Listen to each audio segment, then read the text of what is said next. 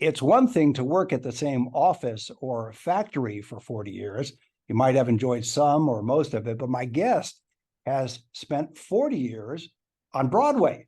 He's Brent Barrett, and he's performing Brent Barrett, My 40 Years on Broadway, in Myron's at the Smith Center this Wednesday, October 4th at 7 p.m. For ticket information, go to thesmithcenter.com. And for everything about Brent Barrett, that's 2 R's and 2 T's, you can go to brentbarrett.com, and you can follow him on Instagram. And Brent, welcome to the show. Thank you, Ira. How are you? Good. And thank you for coming on. Yeah, it's a pleasure. I want to nail you down. I want to nail you down right in the beginning. Your favorite show that you performed in, because you have been in so many, and we'll get into a lot of them. But what's your favorite show? Oh my God. I think probably. Oh my God, that's a difficult question. It's probably a toss-up either between Chicago, the musical, or Camelot. Oh, okay. Interesting. Yeah. Now you made your Broadway debut as Tony in the 1980 revival of West Side Story. Now, here's the thing, and for our listeners, those who are not viewing us, okay, you've been 40 years on Broadway. You look like there's no way you'd be 40 years on anywhere. In other words, what I'm doing is it's a compliment in the sense of how you look versus me, who I've been 40 years in something, but I look like I've been in 40 years in the coal mine. You look like you haven't worked too hard in the last 40 years, but clearly you have because of what you do. So what's the secret? Well, that's very sweet, I guess. I mean, the first thing is I have very good genes. My mother just passed away this year at 105. I'm sorry to hear that, but at the same time, 105 is wonderful. 105. It was 20 days short of her 106th birthday. So my father passed away when he was 82. So, I mean, I come from good stock out there, in Kansas. But I think part of it is, I never thought of my career as work, because I love doing what I do. So I think that that also helps. And when you are in this business, you gotta do what you gotta do to keep yourself looking good. If the Four Phantoms are going to be shooting their PBS special in March, and so it's like, okay, well, it's like we got to get camera ready. Well, when it is your passion, clearly it's a different situation than if you're just doing drudge work. But even so, when you think about what it takes to, besides the talent side, what it takes to perform on Broadway, that's a lot of work. It's a lot of discipline. You have to. Discipline. That's a better word for it. Yeah. Yeah, because everything in your life is scheduled for your show, because you go through your entire day and then you go to work. So you have to be careful what you do during that day. And sometimes when I was younger, you're running around doing auditions all day, and then you go and you're doing your show at night. So, you have that energy. Now, at this point, I tell people, I said, I don't think I'd want to do 8 shows a week, because you have no life. Right. You have one day off a week, and that you spend that, running around doing errands and whatever you do that you can't do what you're supposed to do. Right. So, can't do, during the week. And, I thought when I think, when I was 32, I thought, oh, I will never do anything else. It's like, I'm going to live in New York for the rest of my life. I'm going to do theater. I'll just die on the stage. But then, when I came out to Vegas to do Phantom in 2006, and I realized, because I'm from a very small town in Western Kansas. So my dream was to go to New York and be in New York. And so the thought of living anywhere outside of that was totally foreign. And but once I got out of there, after living there for over 40 years, I realized, I think I've paid my dues. I had enough, and I wanted to get out and have an entirely different way of life. What was the town that you were raised in? You mentioned a little town. It's called Quinter. Population was 900 when I was growing up. Now they're down to 750. It's one of those towns that are probably 12 blocks each way, no stoplight, out in the middle of the wheat fields of Western Kansas. It was So when I look back, it's like I go, how did I ever get out of there? Well, my terrible joke about that is the town was so small that both city limit signs were on the same post. And so, Basically, yeah. yeah. No, but it's amazing when you think about it. You come from a small town. How do you end up on Broadway? I want to talk about some of the shows you read, and obviously your current show at the Smith Center. But how did you end up on Broadway? What was the path you took that you knew that you had that kind of ability to do that? I guess when I was a junior in high school, I did my first musical, and it was like, oh my God, this is what I want to do. So there was a town just 55 miles west of where I grew up. It's called Fort Hayes, and there was a university, Fort Hayes State. So my senior year, I transferred to Hayes High and went to college, went to high school in the morning, finished my last 3 classes, and then I started I went to college, the college classes in the afternoon. So I did that for a year to finish high school. Then I stayed there for a year. I was a voice major. It was a little liberal arts college, and basically you went there if you wanted to be a teacher. And I had some great instructors there, and they suggested Carnegie Mellon in Pittsburgh.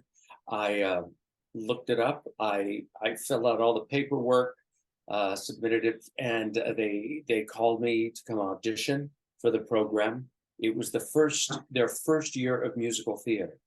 Of course, this was back in 1975, 76, and there were only about 2 or 3 musical theater programs in the entire country. Now every university has a musical theater program. So I was accepted into the program. There were only 10 of us in that program. There were 60 in the acting department, but there were only 10 students in musical theater, and we got a cross of dance and music and acting. And I was there for 3.5 years.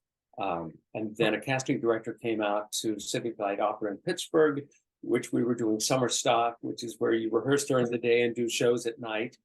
And so the casting director, Barry Moss, came out from New York, Hughes Moss Casting.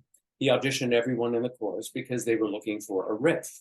Now, I'd only had 3 years of dance training, so it was like I had no illusions that I was going to be Riv, but I thought, well, maybe I can be one of the Jets. 2 of us to come up to New York to audition for the Broadway company, and there was a couple of auditions that I had to go to, and then sometime in October I got the call because I was finished. I was with the senior year at Carnegie Mellon, and I got the offer to go to New York and do West Side Story, and so I did. I played the role of Diesel for the tour and 9 months 6 months on Broadway, and then I took over the role of Tony. I mean, it was just, I was really lucky, but just being in the right place at the right time with the right tools. When you got the call to go to Broadway, Broadway has a magic. Were you instantly aware of that magic when A, you got the call, and B, you actually got to Broadway and went on stage? I was kind of in shock, basically. I was stunned. When you're young, you do whatever you need to do. And I stayed with a friend from Carnegie Mellon who had graduated and was living in New York. I slept on his couch for the entire rehearsal process. Then we went out of town, and then when I came back in, I was sharing an apartment with somebody that I'd met on tour before I got my own apartment. But during the rehearsal process, most of the kids, I would say probably 80% of the Jets and the Sharks had done previous Broadway shows. There were probably a handful of us who it was our first Broadway show. And so I was just kind of a sponge. I would just sit, listen to all their stories of doing Peter Pan with, and everything. And I was just like, okay, because I felt, I have nothing to contribute to this conversation at this point. So about, the shows I did in college, but, it's... Did you pinch yourself? It was a magical time. It was also 1979, and you wouldn't walk down 9th Avenue during the day. because of the pimps and the prostitutes and the drug dealers. At night, there were two peep houses that were operating on 42nd Street, and the rest of the street was dead. I remember so vividly turning the corner from Broadway on 42nd Street, walking over to the subway, and there was a tumbleweed just blowing down 42nd Street at midnight. That's how much the city has changed since I went there the first time. And the difference between the magic of the Broadway stage, and as you say, you walk a block or two and all of a sudden reality hits you on the other side. So you were able to experience both worlds. Enjoy the one on stage, obviously. So did the magic stay with you, Brent, over all these shows that you performed in? Some of the shows, just for our audience who may not know, in addition to West Side Story, Phantom of the Opera, South Pacific, Annie Get Your Gun, Chicago, Grand Hotel, Kiss Me Kate, Camelot, Closer Than Ever. That's a long list of Broadway hits. And did the magic stay for you throughout each production? Yeah, I guess I'm a little simple, Ira, because it's always there, and the nerves are always there. There's always. I mean, rarely you go out on stage because it's live. It's a live performance of whatever you're doing, so anything can happen. So there's always this little bit, to a greater or lesser degree, kind of fluttering, going, okay, take a deep breath. And you go, but I don't think I've ever lost that feeling of excitement for what I do. Even though I don't live in New York anymore, I love going to the theater, and I love performing. Some of the shows or productions were clearly written, composed by people who are no longer with us, but a few had composers and lyricists that were around at the time you started. Did you ever get a chance or an opportunity to meet any of the lyricists or composers of any of the productions? Leonard Bernstein conducted our opening night performance at the Kennedy Center in Washington, D.C. Can't get any better than that. And then there was, our paths crossed a couple of times, but I was always so intimidated. One night before I took over the role of Tony, they were threw a cast party for us. I think it was called some place called El Morocco, and Ruth Mitchell, who was our producer, who had been Hal Prince's right hand person for years, and she came over and said, "Oh, Lenny's coming in. Come on. I want you to come and sit and talk to him." And I'm going, "Oh shit!" But fortunately, it was really loud, and so we couldn't have much of a conversation anyway. Then I auditioned for Stephen Sondheim several times. I did Alan J. Lerner of Lerner and Lowe. I did his last Broadway show, so I knew him. Did you ever get the sense from meeting some of these people that you were touching Broadway history or interacting with Broadway history? That might be a term. Oh, definitely. I mean, Broadway history from obviously a time when you had the golden age, and as the Great American Songbook, and you had all these amazing composers and lyricists during a short period of American history. But yes, you knew their royalty, but not by the way they acted, just because you knew their history. When I first went to New York, my friend Chris Denny, who's been my musical director for 40 years in New York, he was doing a show with Josh and Hedda Logan. Now, Josh Logan was a big film and theater director back in the 40s. He directed the original South Pacific. So he and his wife were doing this little kind of I Remember It Well show. And they needed a young female singer and a young male singer. So I did a few of the gigs with them, doing all the classic stuff from Oklahoma and South Pacific. And he was larger than life. He had to be, he's a very well-known and respected name in that world. Did you ever think about, and I know this is out of your wheelhouse, but since you had an opportunity to meet some of these great names in Broadway history, did you ever think about getting a chance to sit down with them and record interview like we're doing now? Just get a chance to record a conversation with them? No. That was not something that crossed my mind when I was 23 years old. 23 to 30, and it's like, I mean, when you're working with somebody, it's I guess you're just focused on the work and what you're doing and trying to tell the story. And because I never really, it wasn't, we were working together, but we weren't spending a long time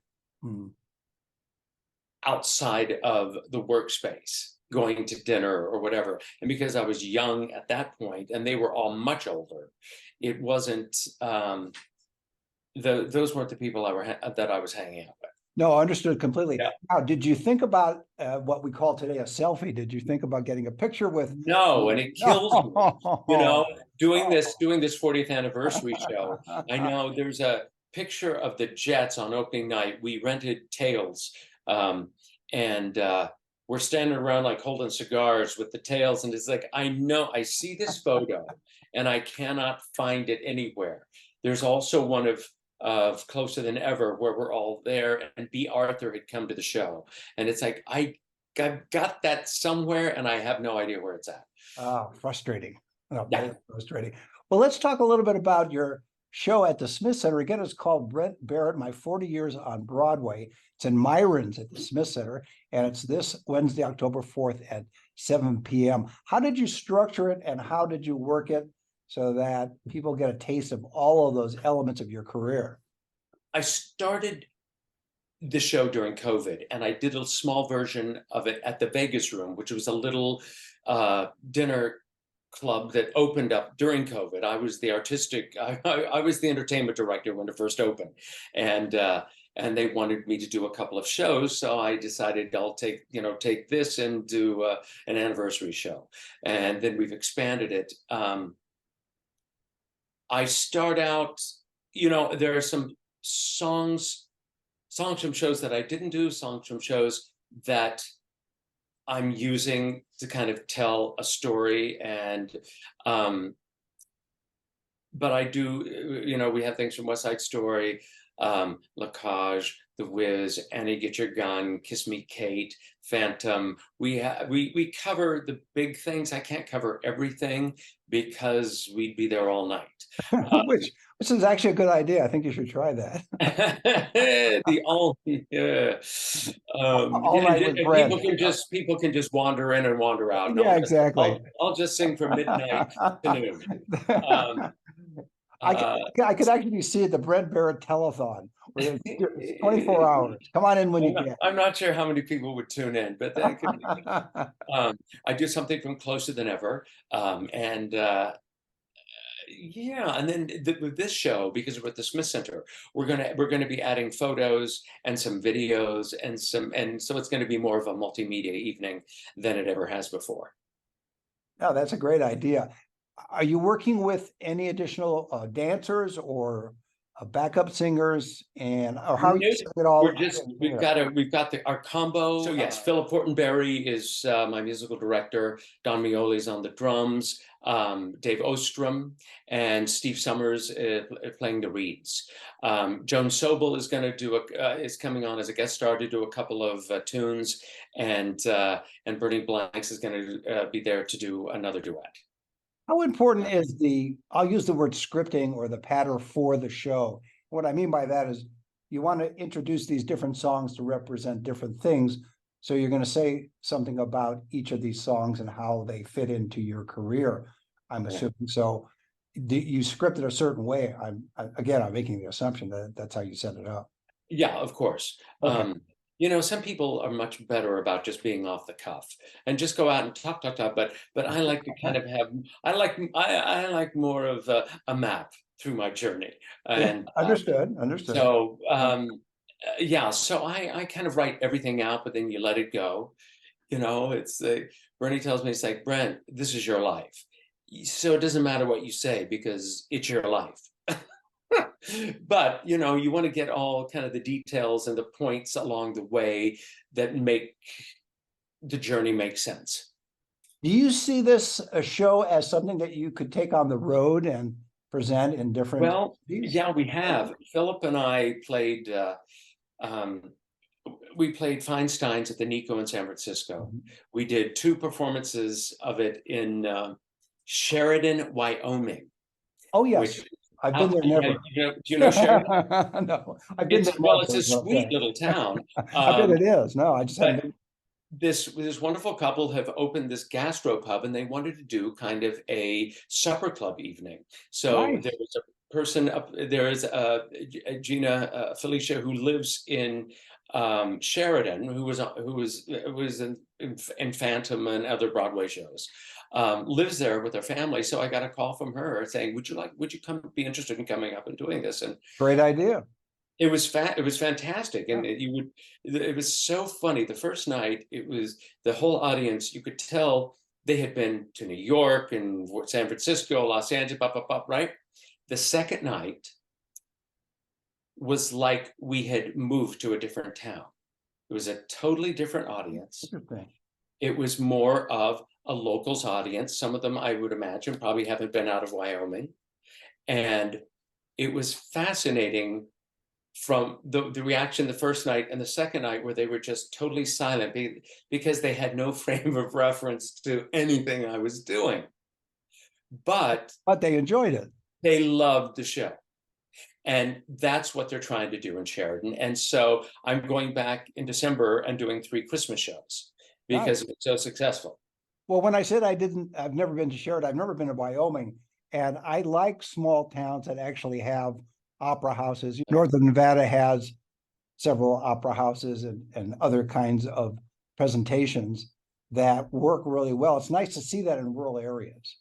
Where are you from? Originally LA, but Okay. I've been in Las Vegas for a long time, since 78, I think it is. So I consider myself a You've Las seen Vegas. change. Oh, yeah, absolutely. Yes. Yeah, as I age, though, I'm looking at Brent, and Brent looks great, like nothing's happened. So there you go. But of course, he's a performer, so he's got to take care of himself, eat right. I was going to ask you too, but you were talking about your experiences on Broadway and productions. I imagine in the early days after the show or shows, yeah, on Broadway, you guys would go out and party a little bit. Oh, I yeah. think. Yeah. Yeah, but now I think you probably maybe for an hour and say, I got to get home and get some sleep because I got to Oh, show. no. Well, unless we'll probably go have a couple of drinks after the show on the 4th. But no, maybe once a year we'll have a party evening. You know what I mean? Where Right. we stay out late, go dancing, but it's like, life is too short and precious. Yeah, you're right. You got to stay healthy. That's the important thing. So, well, I nailed you in the beginning about what your favorite production was, and I'd like to also have you focus on who your favorite composer and or lyricist is in all the shows that you've performed in. Yeah. I mean, that's difficult too, because Right. it's so apples and oranges with doing um and also of this, the style. I mean, I love Candor and Ebb. Chicago has been such an important part of my life, but their music has too, because when I was still in college, I did a Candor and Ebb review, and then I did a review of theirs in New York called And the World Goes Round, which I did the workshop of, but then I went on tour with Grand Hotel, so I didn't actually bring it into Broadway or into New York. Um, and then there's Alan J. Lerner and Frederick Lowe, who did Camelot and Gigi and My Fair Lady. But then there's, the seminal person of our generation life is Stephen Sondheim. I mean, no one crafts lyrics like Stephen Sondheim did. I like your answer because you can't give an answer of one person. There's such a wealth of talent in all those people you mentioned. And I'd Yeah. go further back and I would mention Cole Porter and George and Ira Gershwin. Cole Porter and Irving Berlin. Yes, Irving I Berlin mean, as well. it's Absolutely. there. I mean, Irving Berlin was. I mean, every song in Anna Get Your Gun is a hit song. When it debuted on Broadway, every tune became a hit song. And and Cole Porter. I love Cole Porter. Just I do several of his numbers during, for on various shows, or and yeah, I know. I mean, you go on forever with the talent that's out there. Yeah. What looking ahead, we have about a minute left. Looking ahead for you, is your main focus, as we just discussed, taking it on the road again once you've done it at the Smith Center?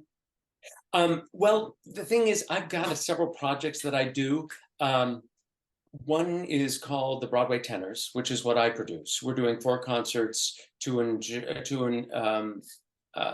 November, 2 in December. But then I'm also involved with the 4 Phantoms in concert. And so the mid-October, we're going to start touring through April. So we have a pretty full schedule. But after my concert here, I'm going down to Mexico with Keith Thompson and Phil Fortenberry, and what we're doing, and 4 singers, Nikki Scalera, Marin Wade, and Doug Carpenter. And we're doing a Broadway Goes to Hollywood for this International Music Festival in Guanajuato.